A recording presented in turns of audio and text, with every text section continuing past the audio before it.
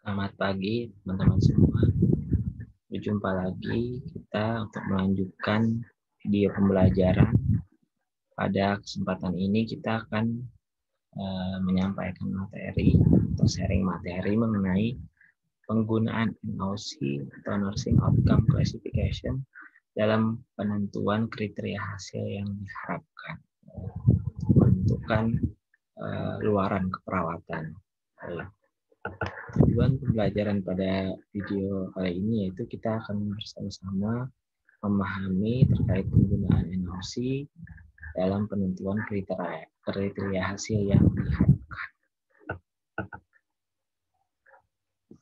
Sebelum kita mencontohkan secara teknis bagaimana penggunaan NOC, langkah baiknya kita mengenal terlebih dahulu apa itu NOC dan siapa pembuatnya, apa saja dalamnya, biar lebih kenal dan biar lebih memahami sehingga kita bisa mengaplikasikannya. Ya, baik.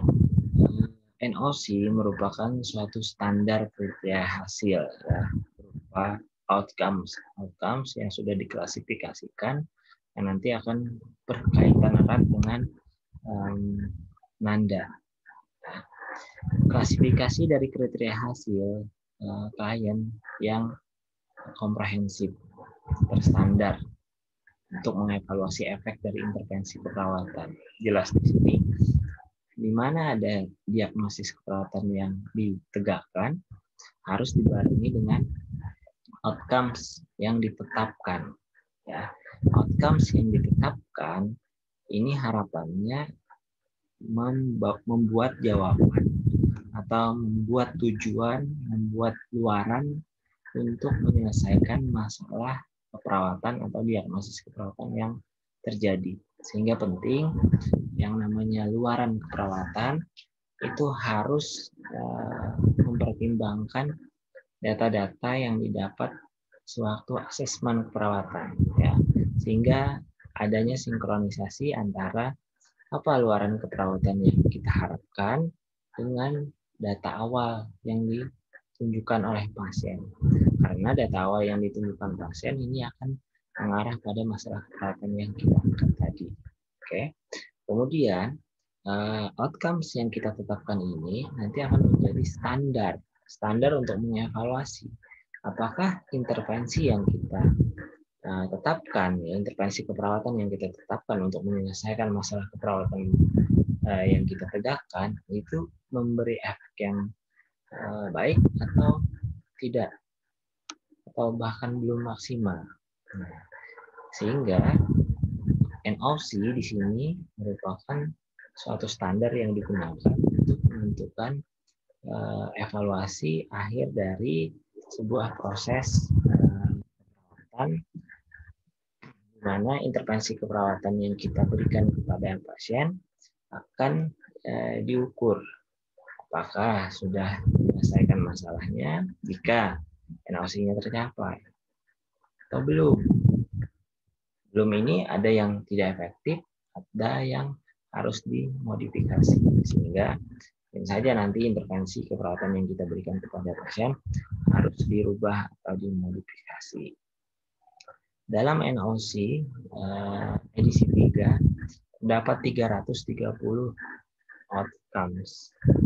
Ini sangat erat berkaitan dengan 249 label diagnosis nanda.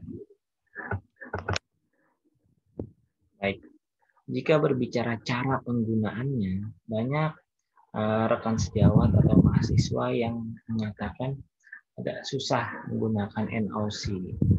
Namun di sini saya memberikan panduan atau cara singkat penggunaan NOC, ya. Ingat 4-3. Maksudnya adalah kita harus melihat di daftar isi itu ada bagian 4 yang sangat terlink antara NOC tersebut dengan pola kesehatan di nanda internasional.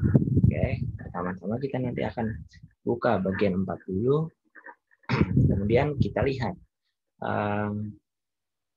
label NOC-nya yang mirip dengan bahasa diagnosis keperawatan sesuai Nanda. Setelah itu, kita akan menentukan mana outcomes yang akan kita tuju. Setelah itu, baru kita buka bagian 3. Dan di situ kita akan melihat mana outcomes yang kita tentukan tadi. Untuk lebih jelasnya, saya contohkan seperti ini. Baik, ingat tadi 4 ke 3. Oke.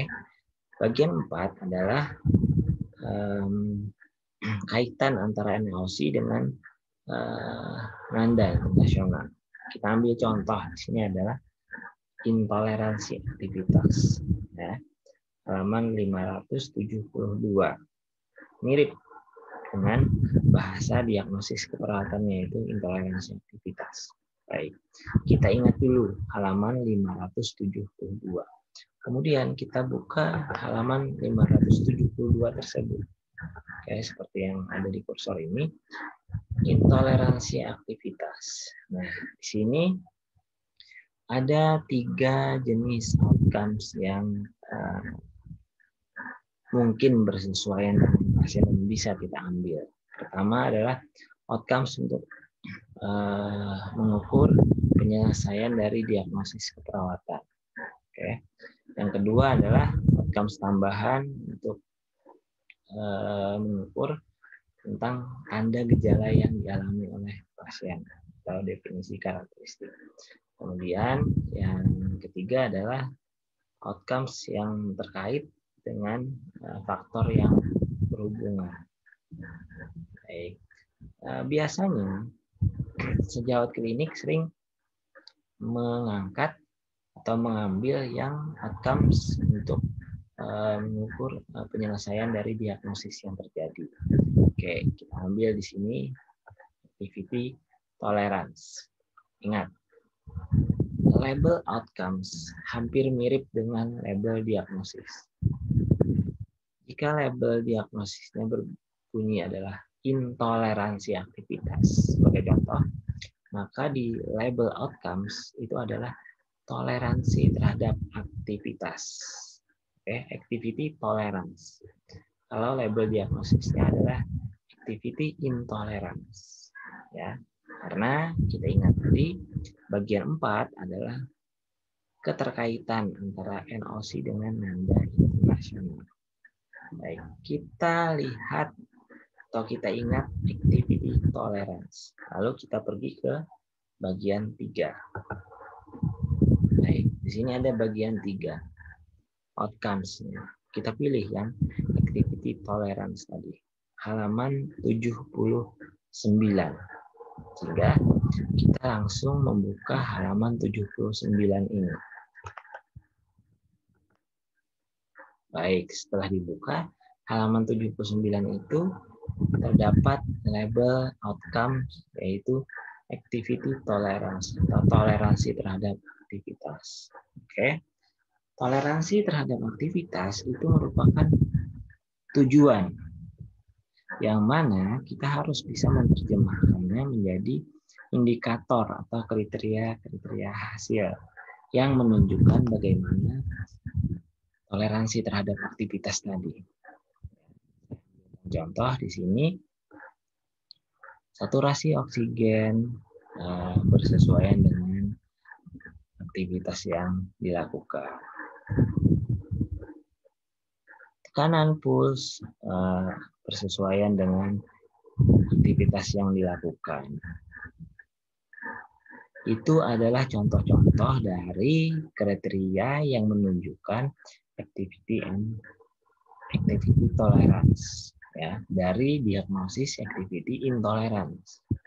Ya, ada juga kriteria-kriteria lain, misalkan respiratory rate-nya sesuai dengan aktivitas, kemudian systolic blood pressure, diastolic blood pressure sesuai dengan aktivitas, warna kulit, dan banyak di sini. Yang kita harus pahami juga adalah angka-angka yang berupa skala ini biasanya digunakan untuk pendokumentasian menggunakan komputerisasi. Sehingga jika kita masih melakukan pendokumentasian dengan cara manual, kami sarankan langsung pada kondisi yang menunjukkan kriteria tersebut dalam keadaan baik. Contoh ini tadi, saturasi oksigen dengan aktivitas bisa saja kita sebut adekuat. Pulse rate dengan aktivitas adekuat, artinya bersesuaian. Simpel itu sebenarnya. Jika kita tidak menggunakan angka-angka ini. Terima kasih, mudah-mudahan bermanfaat untuk kita.